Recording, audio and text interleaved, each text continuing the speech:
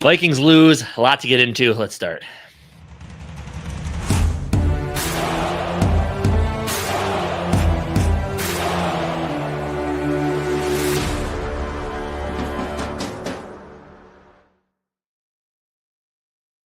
Happy-ish Monday, Vikings fans. Obviously, a little bit of frustration after the 27-19 loss to the Ravens yesterday, and what was a very, very winnable game. A lot to get into with this, and we are going to get in, and we're going to get into it heavy. We know we have a lot of different opinions, a lot of different thoughts. We have our own as well. Now, like overall with this game, had you told me that Lamar Jackson would have 176 passing yards and Jackson and Henry would have combined for about 100 rushing yards, I would have told you we probably win that game. A lot of reasons why we didn't. From the top down, like I said, we'll get into all of it. But yeah, at the end of the day, that game yesterday was about as frustrating of a game as I've watched in a while. I mean, just one step forward, two step back. It just seems to be kind of the theme of the 2025 Minnesota Vikings. And as I said, it's a top down thing. We'll go through all of it throughout the night here. But yeah, I guess at the end of the day, just frustrating. You know, you're 4-5, 1-3 at home. I mean, obviously the false starts are a big thing. And again, that is a top down issue that starts with coaching, goes down to the players. Not really getting clarity on what exactly was the issue. But yeah, I mean, it was kind of a frustrating type of game. And at the end of the day, you end up losing only by one score. You're in it the whole time. But yeah, I don't know. It's tough game to lose. Yeah, dude. And I think that's a great thing, or I guess a great example, a great thing to say is just this 2 step forward, 1 step back type of situation here. Or was it 1 step forward, 2 steps back? Yeah. That's kind of, yeah. It's more, I would say it's more of that than 2 steps forward, 1 step back. Hopefully we get to that part of things. But yeah, obviously after beating Detroit, massive win, you go home in a place that we've been struggling in for whatever reason. Obviously penalties, we're going to get into all of that. But a game that felt like you could have won. The defense really did well, held them down to the first 4 scores were field goals. Our red zone defense was great in the beginning for sure. And then our offense, I mean, we were winning for more than half this game and we just couldn't, we started making mistakes. And obviously JJ McCarthy had 2 interceptions. And one of them I don't put on him. But then on top of that, you have what I would in my day, it's hard to say it was a dagger, but the part that felt like the tides were turned and it was going to be hard to win this one was the special teams fumble. And then of course you go back again on another kick return and fumble it again, but you get that one back. But still, it's just one of those things where you're just like, oh, like we're in one of those little stretches, like of everything going wrong. Everything that can go wrong is going wrong. And that's what was happening in the middle of this game here. But yeah, I mean, this felt like one that you could have won and you didn't. Not everything went around along the way that you wanted to. JJ McCarthy, I know a lot of people are kind of definitely harping on him now. And we're going to get into him in a little bit here. Up and down game. It was a game. I mean, definitely was some ups and not everything was his fault. Definitely, like the second interception, I do not put on him. Justin Jefferson slipped. Generally, at the very least, I can't imagine that getting intercepted. Still some missed passes, things like that. But other than that, it's just kind of an up and down game from him. But we'll get into that a little bit more. And just, you know, from a coaching standpoint, not enough running, not enough. And I know our guy Nick over here. And what's up, everybody? By the way, welcome in. Nick is definitely not happy at the moment here. Again, this man, KFC, is a fucking idiot. Y'all got to start singing Never in My Life or Have I Such a Certified Asshat. This motherfucker refuses to run the ball in 3 and short. So one thing about that, though, I do want to mention, which I don't know. I do disagree. And he's been up and down too at points, mostly good, though, in my opinion, when it comes to Kevin O'Connell. The running thing was a problem. I do understand on that specific spot that you're 3rd and 1. If you have Justin Jefferson one-on-one, and what it sounds like Kevin O'Connell did say they were planning on going for it on 4th down, at that point, then that's a good play call. I don't care what you say. 3rd and 1. Yeah, if you have a chance to score a touchdown, you go fucking take that chance. You don't. I mean, because you don't get Justin Jefferson lined up one-on-one in zero coverage with no safety help often. Yes, so when you get that, you take that. And if Justin Jefferson doesn't fall, and yes, we'll talk about him later. But if Justin Jefferson doesn't slip and fall on that one, I mean, That's probably a touchdown, or at least an explosive play that gets you right back into this game instead of a turnover. Yeah, and then at the very least, you're just 4th and 1, and then you run it there, and you might not get it. Who knows? But I would just say, like, you could argue that no, just take the yards, okay. But at the same time, knowing that they were planning on going for it on 4th down anyways, it didn't. At the time, we were both like, yeah, that is fucking stupid. But now hearing that, you're like, why the fuck would you not do that? And then realizing exactly what the coverage was, right? And then another thing I will give him, I mean, I know people don't like this. I love going for 2 when he did, because you get the ball back, you score, extra point wins the game. Yeah. So analytics say to do it. It was stupid. I disagree, because you had to score twice anyway. I liked it. I liked the aggressiveness of wanting to put yourself in a touchdown extra point wins you the game instead of tying it and going to overtime. I honestly love the decision. And the analytics say to do that. So yeah, so I wasn't. What's going on, Gary? I don't know, but then the too much is on the line with that last one though to win. I get it; it still would be, but I don't know. I like it. I like the decision to go for 2 in that scenario. Typical KLC, same issues every week. Is exhausting to repeat. Must the insane 160. Welcome in, dude. Welcome in. Two-toned in the building. KLC is failing JG by not calling runs. I do agree on. We're gonna get into him specifically. I do agree on the run stuff. You should be doing more of that 100%. And obviously we'll get into that in a second here. Vocal Vike. I know there's one guy that's been screaming for running. It's my guy, RAP over there. What's going on, dude? Please fuck with this 3rd and 1 call run the goddamn ball. You go for 2 in the game. Frozen North, what up, dude? Yeah. But that's the thing. Even the 2-point conversion, like the analytics say to go for it. Like a lot of teams are gonna go for it on that situation. So I get it. Though I mean I get it. But at the same time, like I'm not going to go against Kevin O'Connell for fucking growing a pair and going for shit like that. I'm sorry. You guys can do that. I know. I'm surprised Nick even says it, because he's the one that like wants to say like everyone's being a bunch of pussies. I mean, you got to give Kevin O'Connell some credit for not being a pussy in that situation. And even though the analytics said it, and especially that 3rd and 1, I get it. You should run the ball sometimes, but in that one, like Justin Jefferson 1-on-1, you're going to go on 4th anyways. I can't. Like when I know that was the scenario that was going to play out, I'm like, I want him to do that, dude. I don't want him to be so conservative. That doesn't mean don't run the ball at all. He should have definitely ran more often, but knowing the back end of that play, I don't know. Makes me feel a little bit different. And I kind of like the play call worked. It was just they defended that really well. Like the kind of the rub row getting Jefferson on the left side there. Like it was a good play. It was just better. It was just better defense. Yeah. I mean, and that's not necessarily it. I mean, I don't know. I just like the idea of going for 2. I'm cool with that. I actually didn't even listen to Kevin O'Connell's press conferences just because I'm annoyed of the game. So I'll wait and listen to it later, but I didn't even go out and listen to it.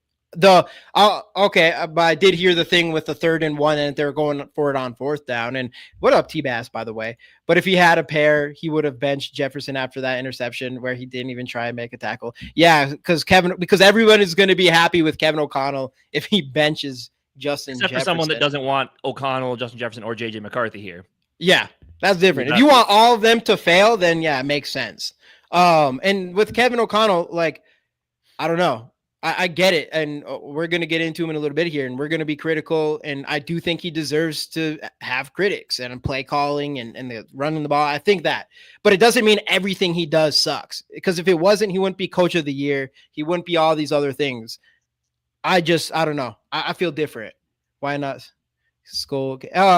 Gary, they have a new thing on here where you can like stream through like a shorts video and long form horizontal like this. So there's 2 different ones going on right now. Lenience is gone. Hey, what's going on? FT Maddie in the building. Georgia Blunt in the middle. Welcome back. And that's fair. And I feel like a lot of people are on that train. I'm not.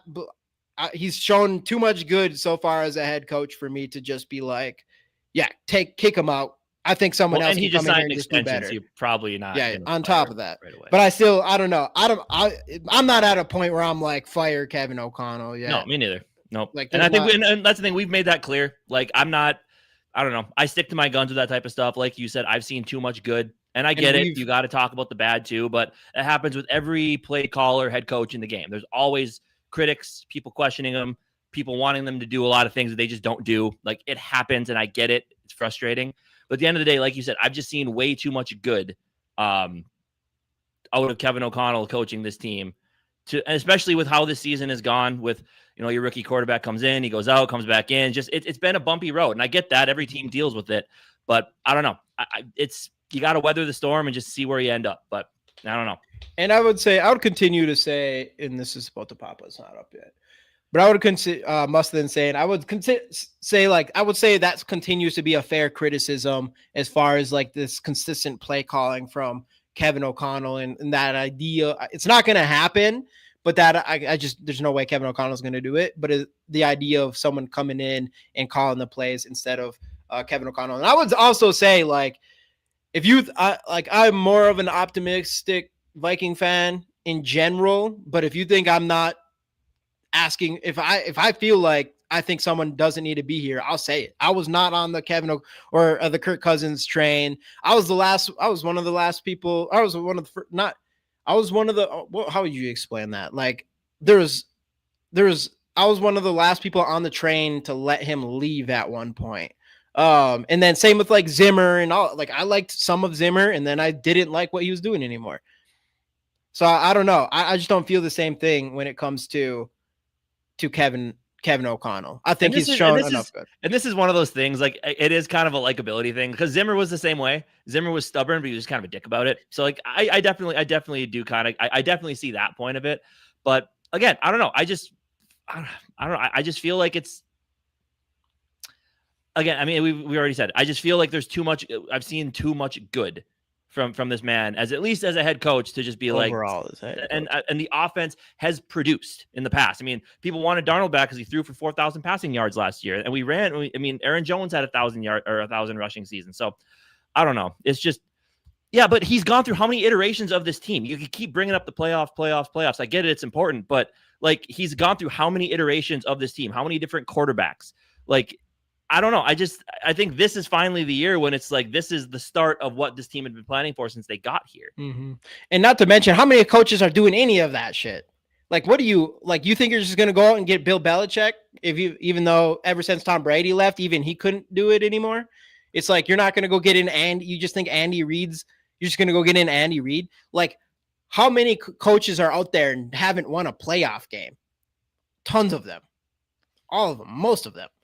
It's like, there's not, I don't know. I think that's crazy. And like, that's different. Like, winning a playoff game, I'm not aiming to win playoff games. I want a Super Bowl. Like, yeah, I mean, you have to win playoff games to get to. You do, but I'd like to see him win a playoff game, but that's not like, I don't know. That's just, and we've been doing the competitive rebuild thing, So I'm like, this isn't even, I don't know, this season, we got to live out, whether you like it or not, you're going to live out the next 2 years of Kevin O'Connell's and Kwesi's plan.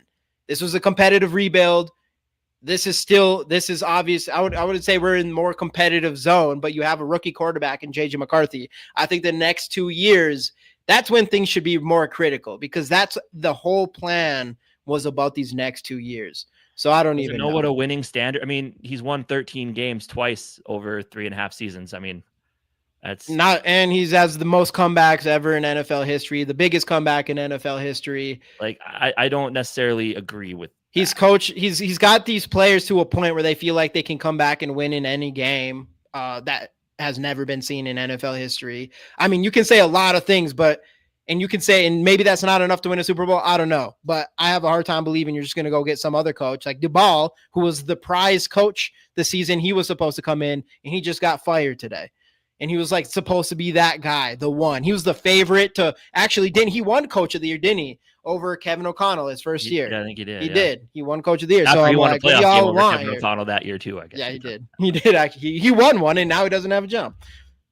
But I don't even know. I don't know. I'm not. It doesn't even matter because they're going to be here anyways. But It is what it is. Yeah. We already talked a lot about. But let's jump right into JJ McCarthy's game specifically. We'll come back to Kevin O'Connell. I'm just not. I don't know. I'm not there with Kevin O'Connell yet. As far as like, it's just time, like you're not going to fire. Like he's not going to get fired. He just got coach of the year. I don't know. It's not going to happen. Yeah.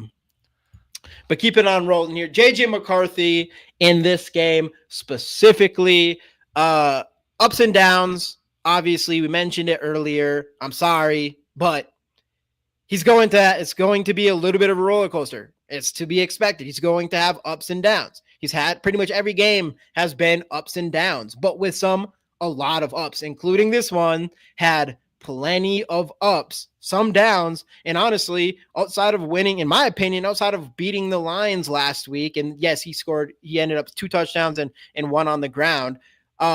Overall, like, I don't think JJ McCarthy really played that much worse or better. Well, obviously not better, but that much worse than he did last week. He just continues to have a lot of, in my opinion, a lot of potential. Like, in my opinion, oozes potential, who has yet to get his accuracy down and things like that, which I was going to expect. And I want him, and then his couple, ill-advised throws that he should probably not do. But those are things that I expect from a quarterback who's played his 4th NFL game in his career or whatever. So overall, I guess my just take on JJ McCarthy in this game is I was impressed by a lot of things from him, a lot more than a lot of people. I'm actually really surprised on how many people were ready to trash the shit out of him. Of course, I shouldn't be surprised, but even some people who are big JJ McCarthy people are kind of against him a little bit more than I was expecting. Like, I get it. It's fair to be criticize him, but I'm like, there's still so much talent in this kid. And like, we're going to show a little video here, and yeah, I get it. You're showing highlights or whatever, but this kid has all the talent to do everything that you want in a quarterback, and he just has to continue to get his accuracy and stuff up. And if you think it's impossible, that's never going to happen in his 4th game ever.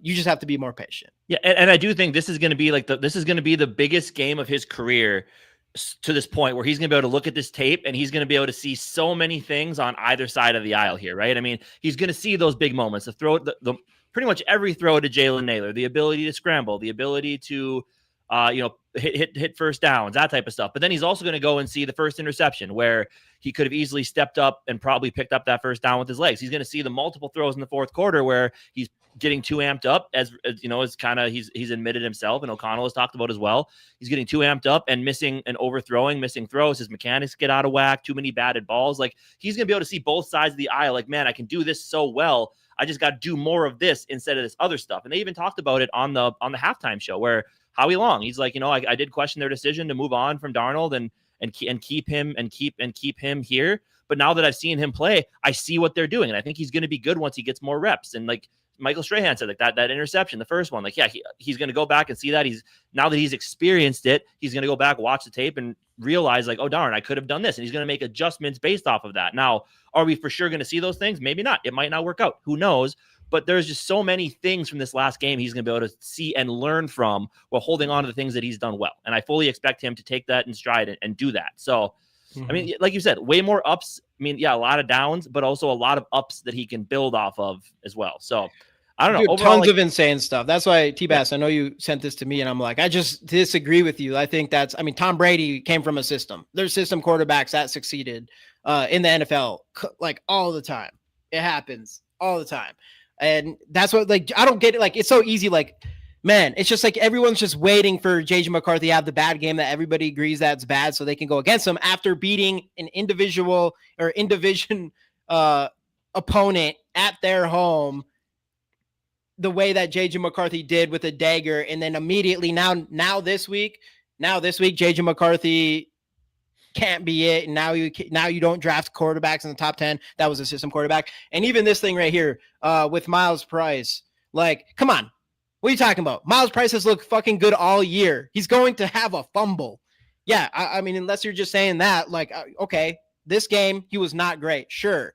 Does that mean we should cut him? We should go find someone else? Because we've been searching for a punt return, kick returner for like 10 years.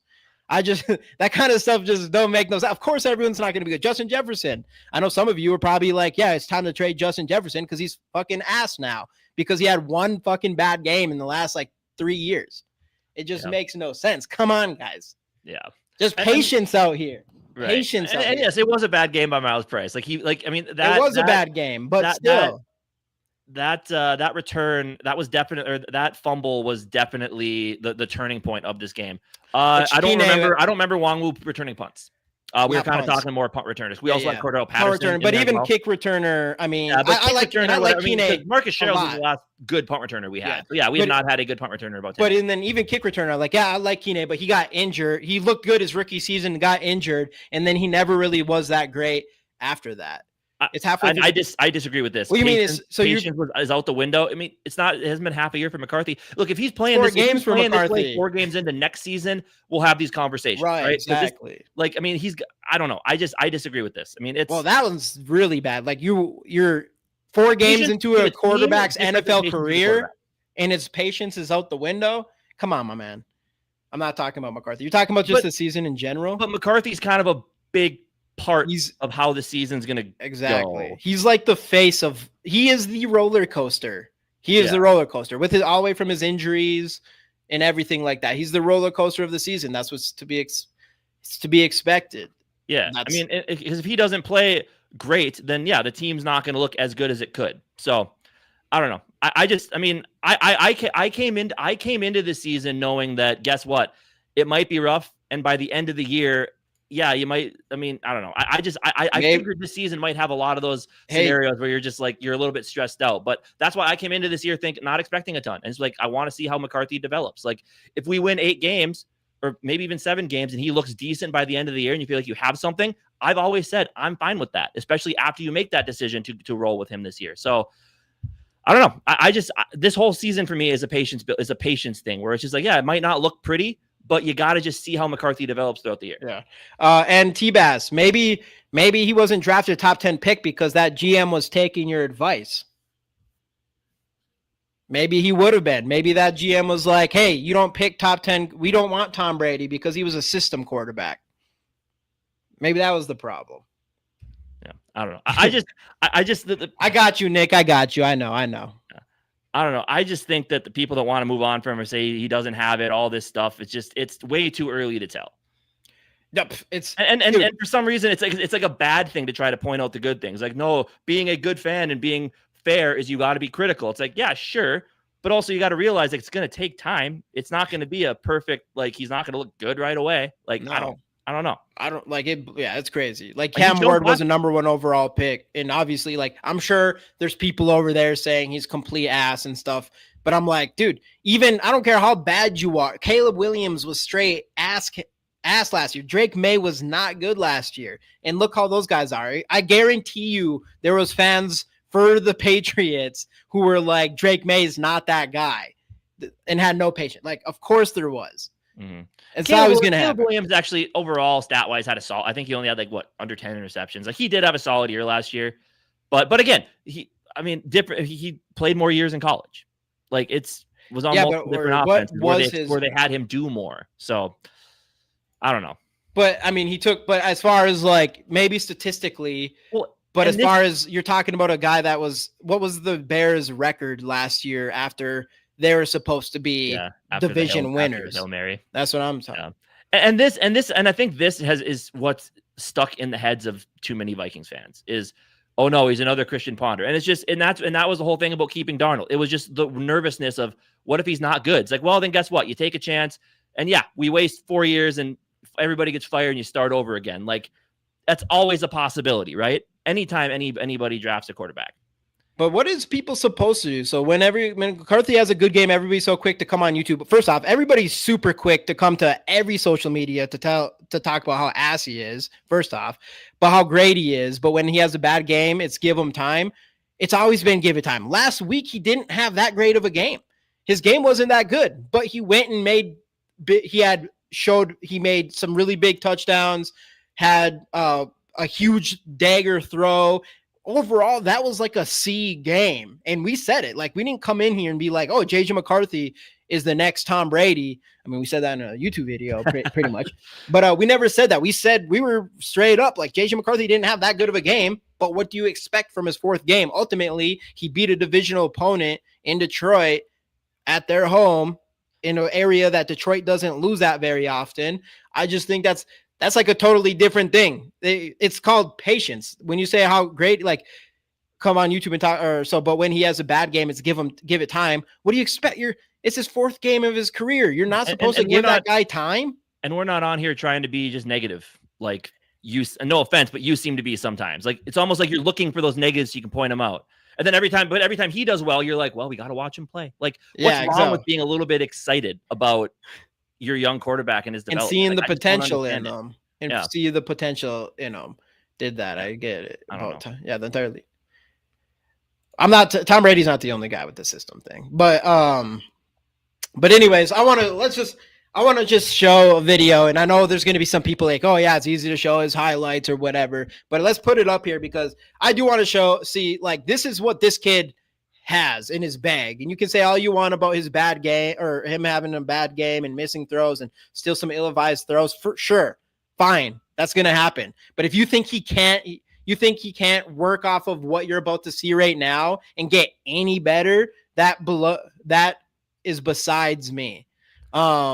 Because this kid has everything that you want from a quarterback. You should be drooling for the fact that this kid could get better and he could figure it out from an accuracy standpoint, and he should, for sure. But yeah, let's run it. And this, by the way, get out of this real quick. Just I want to call out is this again? So call out Case here with this video, Case Media, whatever. Put this together. But I do want to. All right, you can start it over though. Yeah, start it over. Let's go through some. These are his highlights. Easy to go through. So okay. So run that back real quick. Yeah. So again, like, this is poise, and people talk about looking like deer in the headlights those first couple games, but this is literally like poise and standing in there and making a throw, and you have one of the best defensive players in the league coming straight at your face. Boom. Like, come on, T-Bass. Come on. You don't want your quarterback to be able to do that? I mean, I don't know. That's not everybody's can do that. Not everybody even has the balls, especially your fourth career game in the NFL, to stand up tall and throw a strike like that. First off, that has to do with just his arm strength in general. And this one here. Can't throw left, not accurate. And doesn't have any touch on his ball. That was a nice shoulder shake. There's a lot to build off here. Like, you can't watch this and be like, oh, this kid has nothing, no chance. That should have been a touchdown. Best receiver hit him right in the hands. And the offensive line actually protected really well this game too. Got to give them a ton of credit. Yeah. And that right there is one of those throws that O'Connell was talking about last week, where it's like if you hit him in stride, they're able to take the ball and pick up some yardage. He didn't do that last week. This week in that scenario at Addison, he did it. And this one, I mean, come on. When was the last time I had anyone that could do any of that? And then some people be like, oh, but the throw was high. Shut the fuck up. Come on. I've heard people say that. Here, run it back real quick on that one. Just come on. I mean, this is a kid that feels pressure, can escape this type of pressure and make a play on the run. Like, you don't hope this kid his accuracy gets better. You don't hope every game gets a little bit more accurate. I just don't see why. And then this, I mean, by the way, this was was this fourth down? The last one was fourth down. I believe that one was also fourth down. Obviously has his legs. I don't know. Like, again, it's one of those things, just a ton to build off of there. Yes, the negatives come with it. We get that. But yeah, it was a ton to work with. Yeah, there's enough. There's just every time I watch him, you see everything you want in your quarterback. And then the accuracy issues, and that's fair. I wasn't expecting him to come out here and be a 70% accuracy quarterback right out of the gate. This is his fourth career game at this point. obviously that's something that we're going to continue watching moving forward. And I'm also going to like, this is a year thing. Like I'm giving him this entire year. If it's week 18 and he's throwing 50% with 2 interceptions that make no sense, I'd be a little worried at that point. But in his 4th game, I'm not worried at all. Yeah, and like I said, that's why like next year, if it's 4 games in next year, and you're still seeing a lot of the same stuff, then yes, then you're going to have more of a harsh conversation, especially since that'll be his 3rd year in the league. He only has 1 more year left on his rookie deal. You can cut bait with him then. Like, but I mean, the cold hard truth is they're giving him the rest of this year, and he's going to be the number 1 quarterback going into next year. I saw Mike Florio is already talking like, do they need competition for him next year? No, they don't.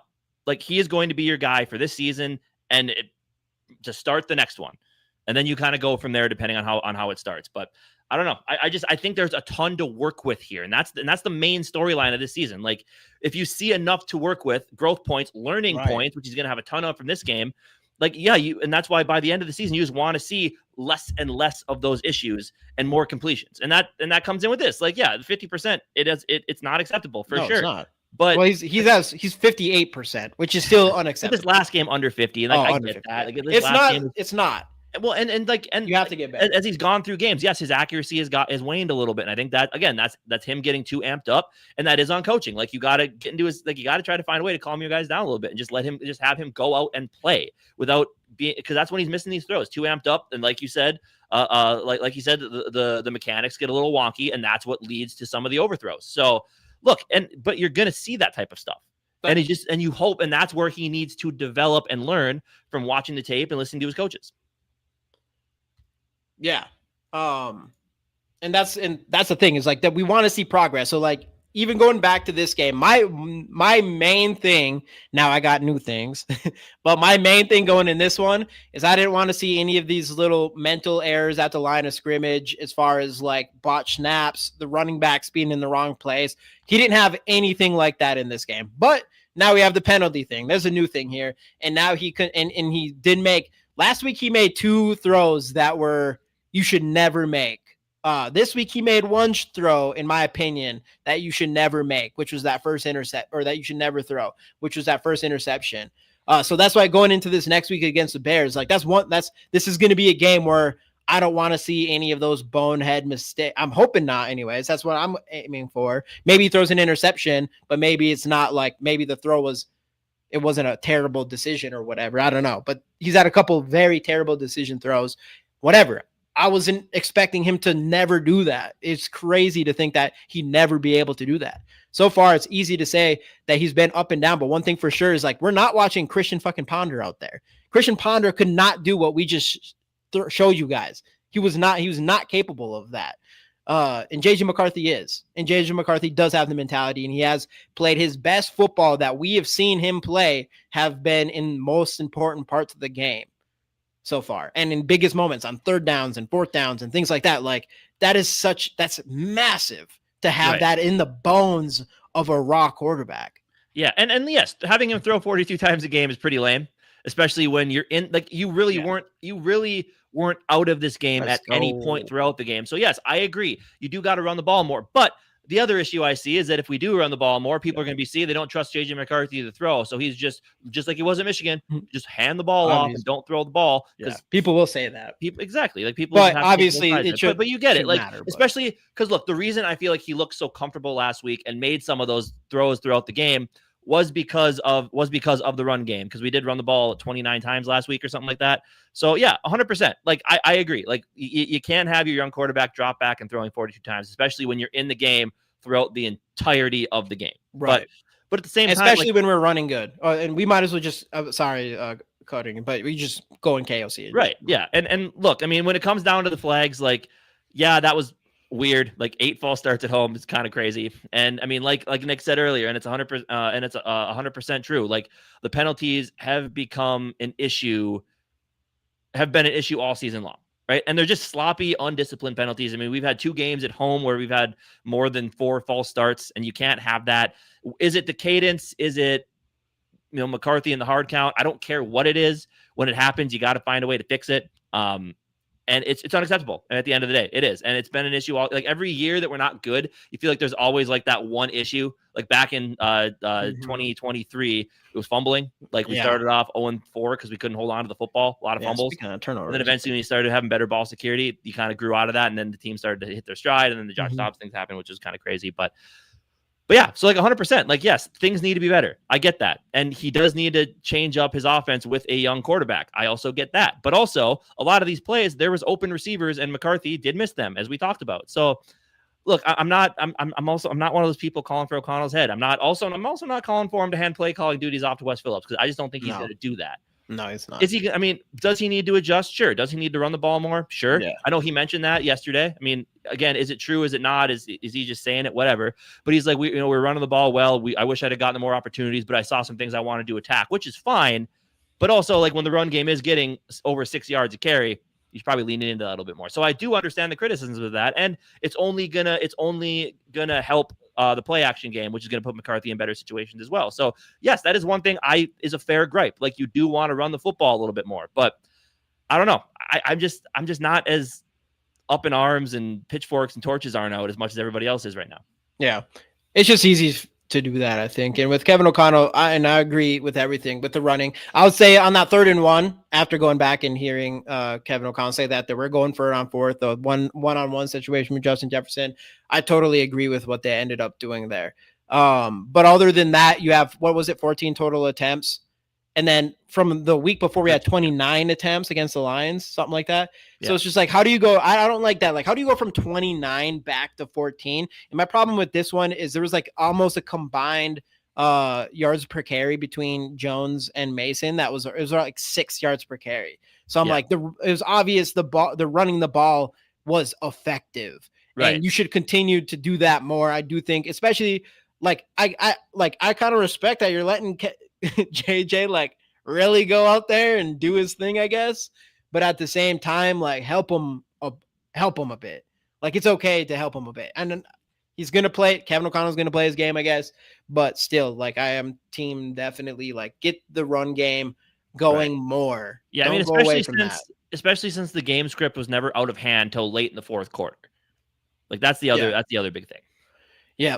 So I don't know. So Kevin O'Connell there, the penalties, just hitting on that real quick, I can't, like, maybe some of the blame's on JJ McCarthy. I can't imagine all of that. That's been a problem throughout this whole season, I think, not just with JJ McCarthy, because I don't know what he could probably, unless he's literally saying the wrong snaps, the snap counts to his offensive linemen, which is possible, I guess, but I really feel like that's unlikely that he's doing that 8 times. Maybe we'll see something that hopefully we see get a better next week. And then just the turnovers in this as well. Like, it's like, I know it's so easy for everyone to just go trash JJ McCarthy in this game, but it's like, you ain't going to win a lot of games by losing the penalty battle and the turnover battle. And we didn't get a single turnover, which was kind of unlucky. There's like 4 passes that were tipped up and fell right in between like 3 of our defenders, and we just could not get one. And then, of course, on the other side, they had 3 turnovers against us in this one, and it's tough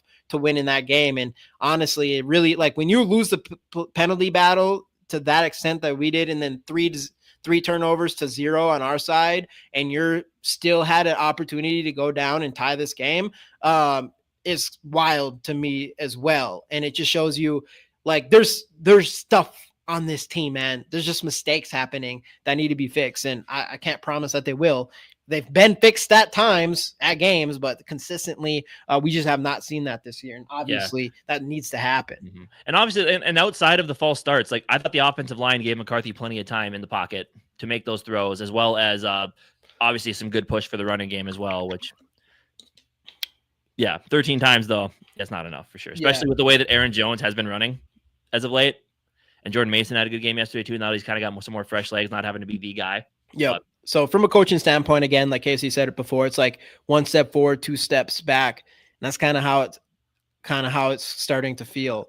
And I said, I didn't hate that. I did not hate him going for 2 in that scenario. I really didn't. Like, I guess I think I don't want to say, I do feel like we've gotten to an extent where it's like everything that he does is just going to be wrong in the eyes of some fans. I don't see it that way. I personally thought going for 2 there was kind of I liked the aggressiveness there. I really did. Because if you get that, then you get the ball back. It's like, hey guys, we drive, score, and kick the extra point, we win. Like, and I don't hate it. And I said before, the analytics say to do that. I don't know what the percentage is or what your better odds is. But I don't even know I didn't even really know that until afterwards. And people are just like, oh, the analytics, like no one else other than I think us are kind of fans are kind of like saying anything bad about that, just because I think it's like a known thing to do when you're down by 2 touchdowns and you score to go for 2 on the first one or something.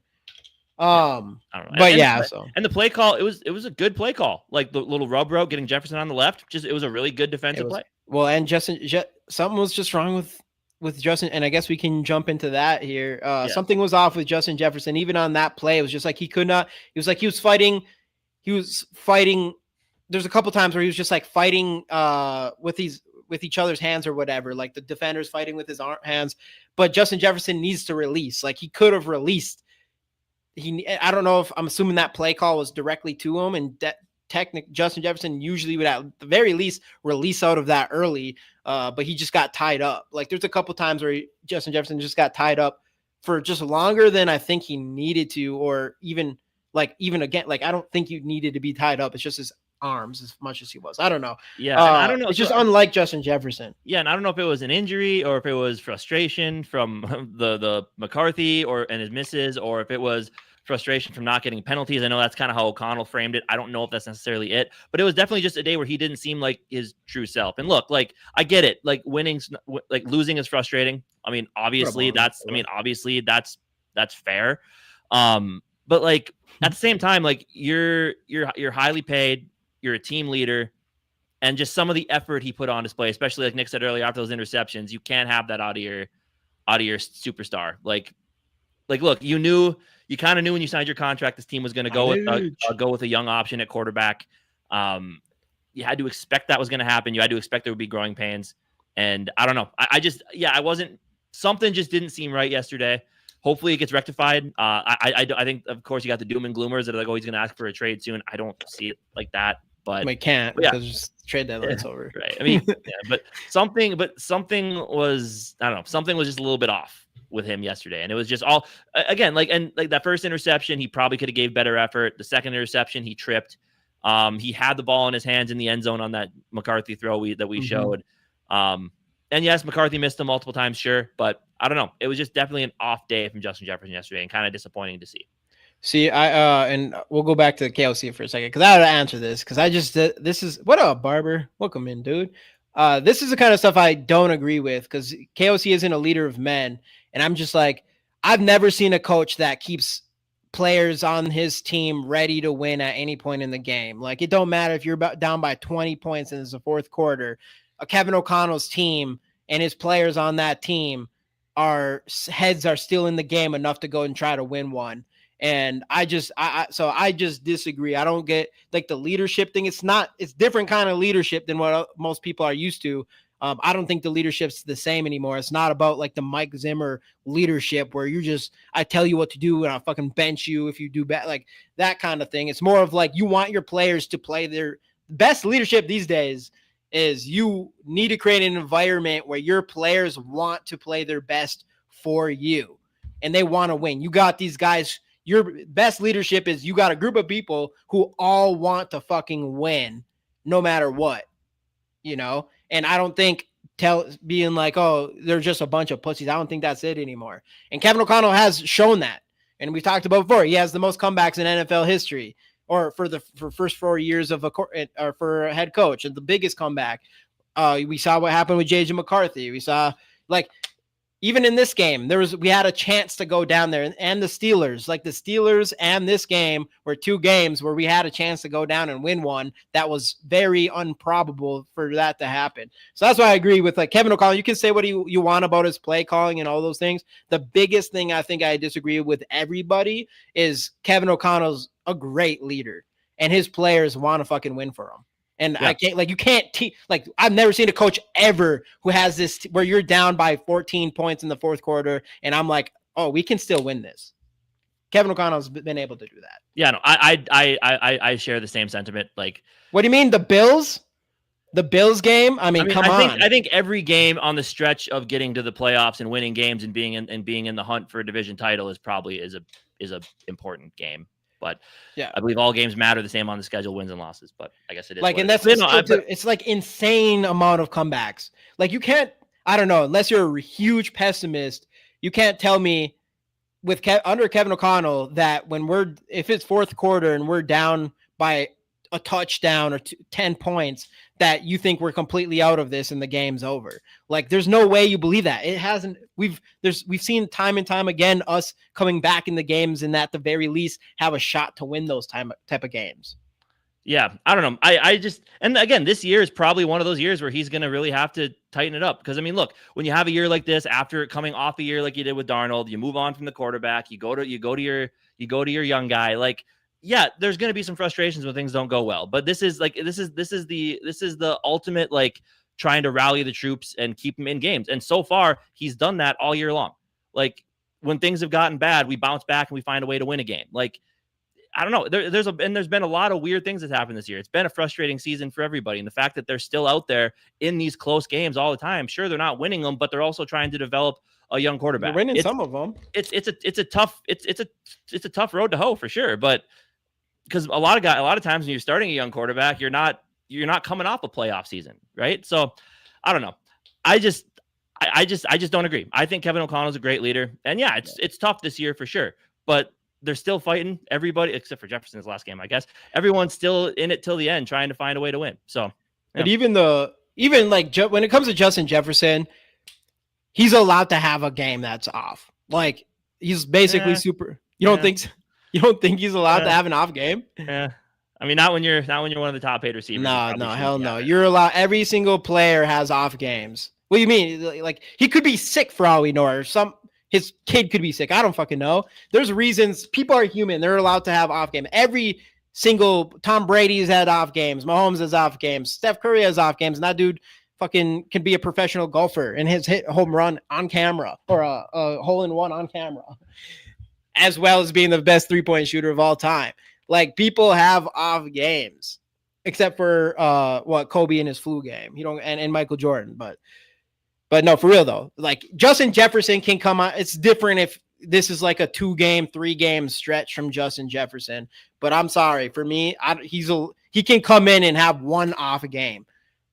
To me, that's he ain't asking for trades. I guess it all depends on how it goes forward here. Like, if he puts out the same effort next week, then you got a problem. Then that really does come down on Kevin O'Connell to, like, because you got to get your superstar. Yeah, that's different. That's different than having one off week. Right. Like, one off week, like, you can have, like, who knows? Like, anybody could have anything happen to have an off. I don't know. Maybe he was sick and he's still. I don't know.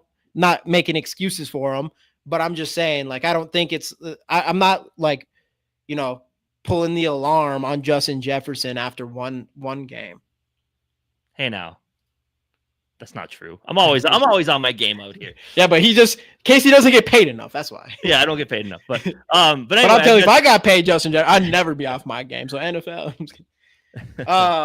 But no, for real though. So I don't even know. Yeah. So Justin Jefferson, if that becomes a continuous issue, then that's something to talk about. But otherwise, he did have an off game for sure. But I think everything's going to be all right there. But Jalen Nailor, though, because we'll end with a couple positives in this game. And that starts with Jalen Nailor, who has, and I kind of guess it makes sense because J.J. McCarthy was thrown to Jalen Nailor a lot last offseason, going into this year as well. But that chemistry between them and Nailor stepping up on big fucking catches the last 2 weeks was insane. And, for someone who was not on the Nailor train, was kind of at one point, but was off of it by the time this year happened. He's proved me, if there's one player for sure that's proved me wrong this year, it has been Jalen Nailor, and he hasn't been dropping balls and all that good stuff. Yes, Jalen Nailor is in a contract here. Yeah, I guess we had that discussion before. But I guess he's motivated. Nailor, that's the thing. Last year, when Jordan Addison was out with his ankle injury, Nailor stepped up.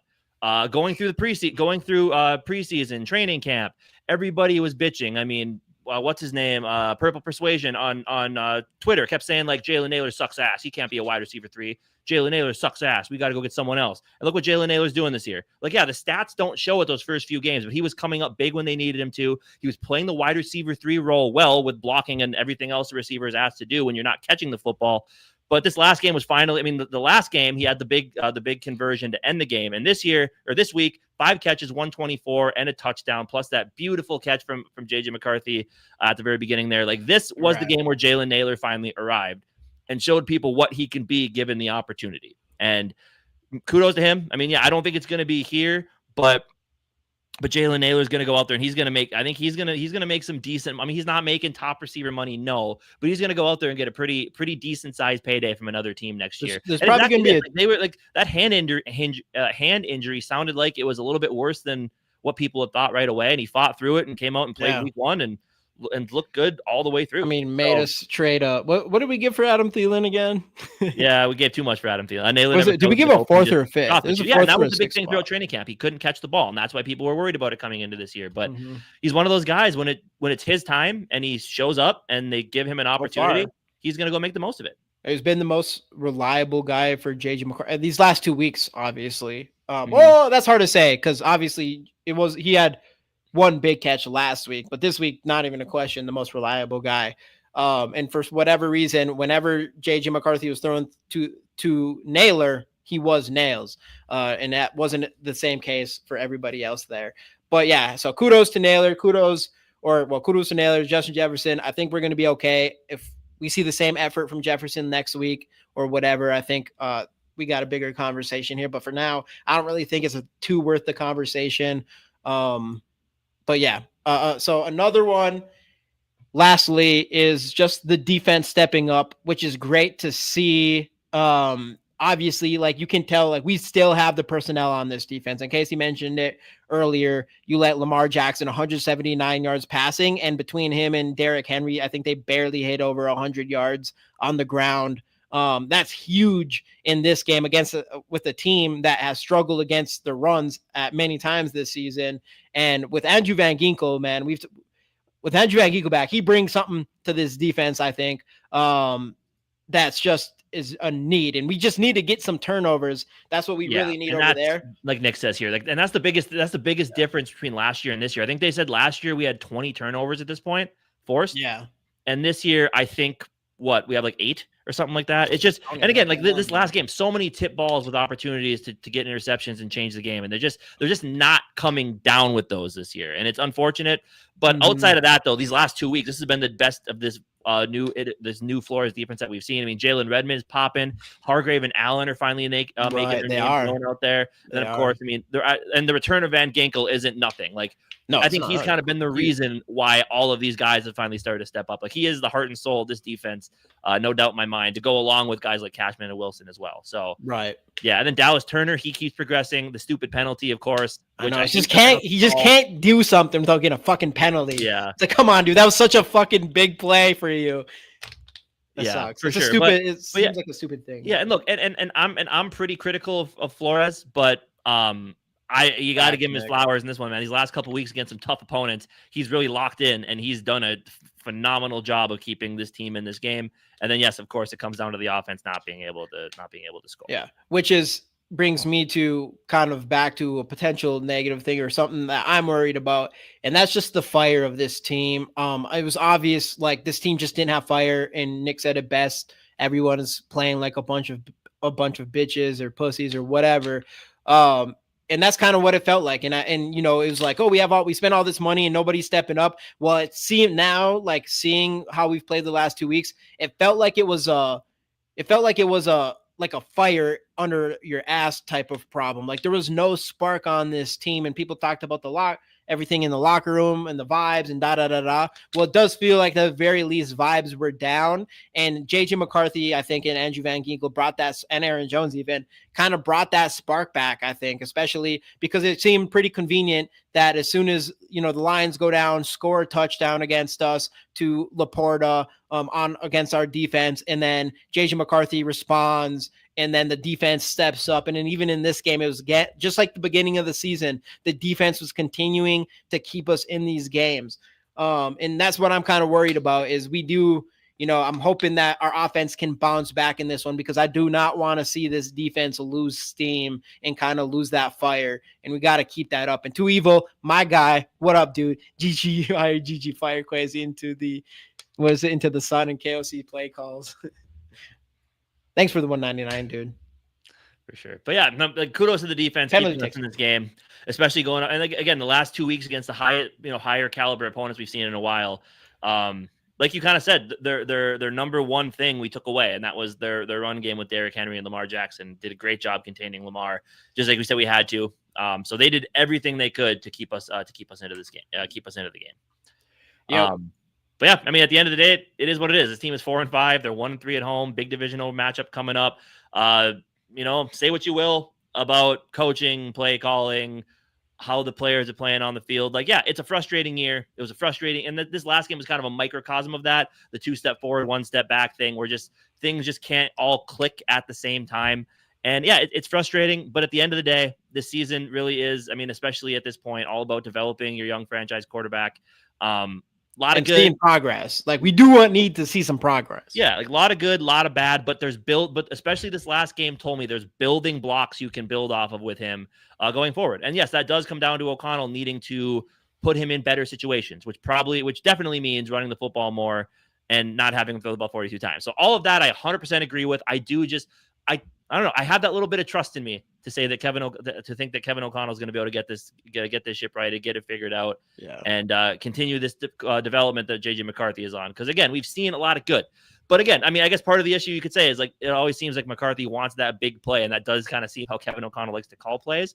But yeah, I mean, we'll see. We'll see what happens from here on out. But that is one of those things. Like you do got to go into these games and just kind of think like just keep in the back of your mind, like it might be frustrating to watch, but at the end of the day, like they're trying their best to develop this young quarterback. And whether we agree with how they're doing it or not, you just kind of got to have that patience, roll with the punches and see how this thing goes.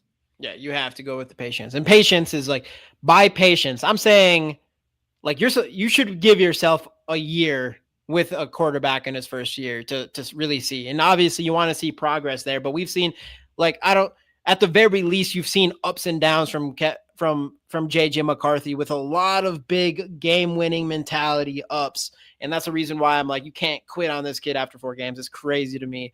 And he has a lot of what you want in a quarterback. So hopefully we see progression, but we do need to see progression, which is mostly, not making hero plays as well as just getting his accuracy figured out and not getting too amped. So hopefully we continue seeing that, less mistakes moving forward here, but still it's his 4th game. It sucks that our schedule is so fucking hard. I want to play, like, give him a vanilla team. He ain't gonna get a chance to get a vanilla team. Giants, Cowboys at this point, maybe there, but I'm like, just give him like the Cardinals or something like the Packers got, or the Carolina. Like the Packers get Carolina and freaking the Cardinals. Like, fuck you. but even with all the passes, like and that's the thing, there was still open receivers that McCarthy had chances to hit, and because of like, and I think Kevin Seifert said it, like as the games goes on since he started, it starts to get a little bit worse near the end with the accuracy. I mean, I think he had like 40% off target throws in the 4th quarter. Again, a lot of those you're trying to just push the ball downfield. It happens. But even though he is throwing a lot, there's open players that he is just missing with some of his accuracy issues. And a lot of that does just come down to mechanics, which they've said, like the fundamentals are solid, but the mechanic wise on different platform throws is still a work in progress. And it's stuff he's going to keep learning as he gets playing time. Yeah. I literally just look at it as this. Like we showed those highlights or whatever. Like I've seen everything I want to see from this kid. I've seen touch. I have seen accurate passes for sure, with a dude with Hamilton running into JJ McCarthy's face and throws a dime to Justin Jefferson. So you do see that. You see the winning mentality, the comebacks, the throws at the biggest moments and completions at the biggest moments, all of those things. But he has not been super accurate overall for the entire of a game yet. Only 4 games so far. And it's just at a point now where it's just like, that's one thing I'm going to be paying attention to, is watching that accurate or that the completion percentage kind of improving throughout the rest of the season. Cause he has all the other tools that you want. So it's just like, I want to see the progression of his accuracy as we move forward here. And then, how's the blow? How's the blow up dog? Yeah, that's crazy. By the way, everything's good here, man. I'm getting more settled in here in Colorado, so things are starting to chill out a bit. My kid is basically an adult now. It seems like at 8 months, 8 months. The difference between a few months is ridiculous when it comes to the baby. But yeah, dude, everything's great. My kid's good. Wife's doing all right. Still putting up with me, but could be doing better. Maybe. I don't know. She's doing good. I don't know. Everything's good. Casey's blow up doll, though, having it rough. Rough time over there. No, anyway, all right. But keep the smiles on you. Again, like everything's good. Everything's gonna be okay. Patience. Hopefully. It's gonna be tough though. It's not gonna be easy. We have tough opponents. That's the reality of it. That's a hard part. And that's why you do got to go into these games. And I don't want to say lower expectations, but go into these games knowing that it's not gonna look pretty all the time. And I know it's tough. Coming off of last season, I really do understand the frustration, especially coming off of last year, knowing where this team can go. But every year is such a crazy whirlwind, and things happen, and I get it. There's frustrations, but keep SKOL alive, as the win says, because it can get tough out here sometimes. But we're trying our best to develop this young quarterback, and I like what I'm seeing so far. It just does need to continue to improve, and that's a top-down thing as well, and it does come from coaching. So there's a lot to like and a lot to be a little bit critical of, but it's a weird season. We're 4-5. We're still in this thing. I guess we'll see how it goes. But patience, deep breaths with the quarterback. You have to be patient. For sure. Yeah. Thank you guys so much for watching. We'll see you Tuesday breaking down this Bears game. Have a great rest of your week. Till then. SKOL Vikes.